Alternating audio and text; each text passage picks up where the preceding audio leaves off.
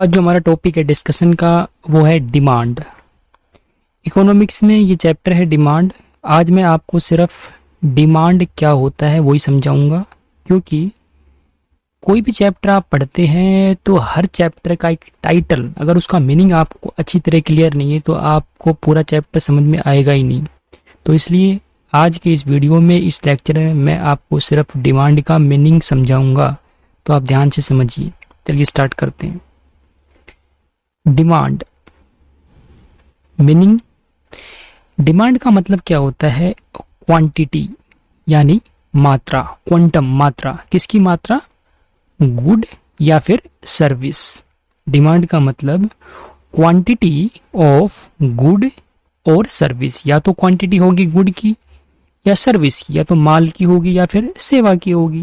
Quantity that buyers are willing and able to purchase at various prices during a given period of time।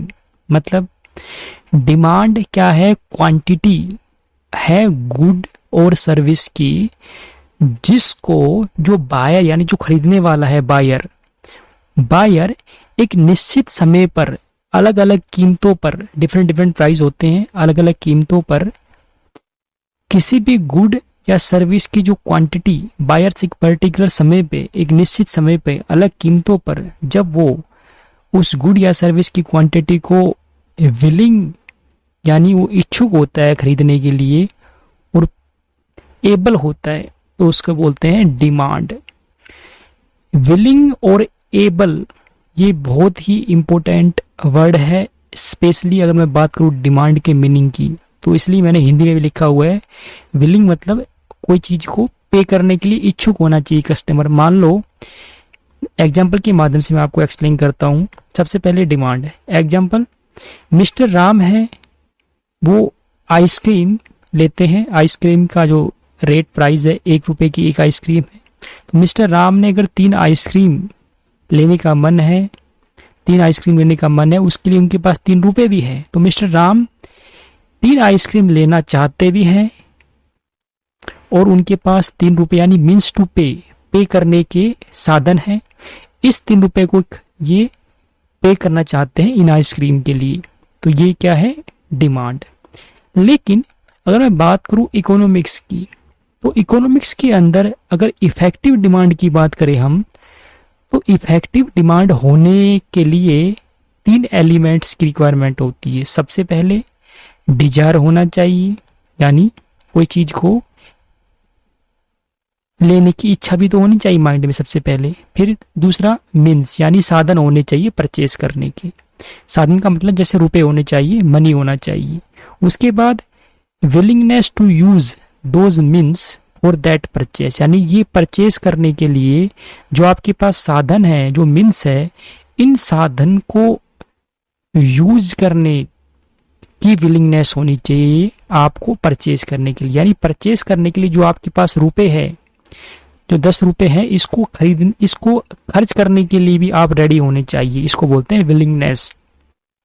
कोई भी चीज आप purchase करते हो, अगर आपके पास 10 रुपए है लेकिन आप उसको 10 रुपए को आप स्पेंड नहीं करना चाह रहे हो, यानी आपकी विलिंगनेस नहीं है उस साधन, उस 10 रुपए को यूज करने के लिए परचेस के पर्पज से, तो वो डिमांड नहीं कहलाई जाएगी। क्योंकि डिमांड के लिए डिजायर के साथ साथ मीन्स तो होना ही चाहिए, साधन तो होने चाहिए आपके पास, क्योंकि रुपए के बिना तो आप परचेस कर ही नहीं सकते। उसके साथ विलिंगनेस भी होनी चाहिए, इस मीन्स यानी साधन, इस रुपए को यूज करने के लिए, परचेस के लिए, यानी आपको खर्च करने का भी विलिंगनेस होनी चाहिए रुपए को। जैसे और सिंपली मैं सिंप्लीफाई कर देता हूँ। जैसे मिस्टर राम है, इनकी एक डिजायर है, यानी इच्छा किसी की भी हो सकती है, डिजायर है एक लग्जरी कार की। नॉर्मली एक लग्जरी कार की इनकी डिजायर है, तो क्या ये डिमांड है? नहीं, ये डिमांड नहीं है। खाली एक डिजायर होने से डिमांड नहीं होती।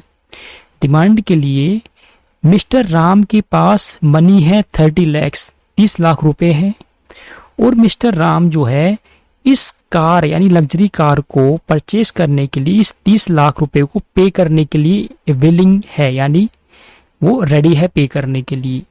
तो अब ये क्या बन जाएगी? डिमांड। तो डिमांड के लिए एक तो विलिंगनेस होनी चाहिए पे करने के लिए, और मनी तो होना ही चाहिए। जो मनी है, इस मनी को खर्च करने के लिए भी विलिंगनेस यानी इच्छा होनी चाहिए आदमी की। यानी मान लो मिस्टर राम के अगर पॉकेट में 30 लाख रुपए है, उनके मन में एक डिजायर है कि एक लग्जरी कार होनी चाहिए, तो इस 30 लाख रुपए को खर्च करने के लिए उनकी विलिंगनेस तो होनी चाहिए ना। इस कार को परचेज करने के लिए खर्च भी करने पड़ेंगे 30 लाख रुपए। ऐसा तो नहीं कि जेब में रखे रखे ही उनको पास कार आ जाएगी।